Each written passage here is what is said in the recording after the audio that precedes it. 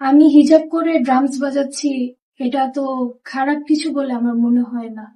আমি নিজের আত্মসম্মান রক্ষা করে বাজাচ্ছি। চিন্তা ভাবনা যেরকম, তো এটা আমার কাছে মানে যারা বলে তাদেরটা আসলে আমি কানে নিই না। আমি জি স্টেজ প্রোগ্রাম অনেক করেছি, স্ট্যামফোর্ড ছাড়াও অনেক স্টেজ প্রোগ্রাম করেছি আর কি। তো হজের আগে করেছি, হজের পরে আর কোনো প্রোগ্রাম তেমন একটা করা হয়নি। যখন শিখি আমি, তখন খুব বিরক্ত কাজ করতো, কারণ আমি পারছিলাম না। আর এখন আলহামদুলিল্লাহ যতটুকুই পারি, খুব বেশি পারি তা না, যতটুকুই পারি এখন আসলে আমার এটার প্রতি একটা টান এসে পড়ে।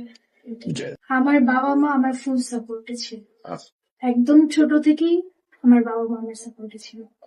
এমনও হয়েছে যে আমি করতে যেতাম না, আমি খুব বিরক্ত হয়ে যেতাম যে আর কত করবো এগুলো, বাট বাবা মা আমার সাথে ছিল, সব সময় ছিল। না, লাইক আমার টিচার আছে, বাট ইন্সপিরেশন বাবা। টিচার আছে আমার বিভিন্ন ইনস্ট্রুমেন্টের জন্য, অন্য অন্য টিচার আছে, বাট আমার বাবাই বেসিক্যালি আমাকে শেখায়, মানে লাইক এনে দেয় এই লাইনটাতে, তারপর উনি বিভিন্ন টিচারের কাছে আমাকে দেয়। গান একদম যখন ছোট তখন শিখি, তারপর আর গানটা কন্টিনিউ করা হয় না, বাট গিটার, ভায়োলিন, ড্রামস তিনটাই কন্টিনিউ করা হয়। না, আমার হজ করেছেন কবে? 25 এ লাস্ট। 25 ইয়ার্স। আমি আমার মা। আচ্ছা, বুঝতে পেরেছি। না, শখই আসলে এরকম হয়নি।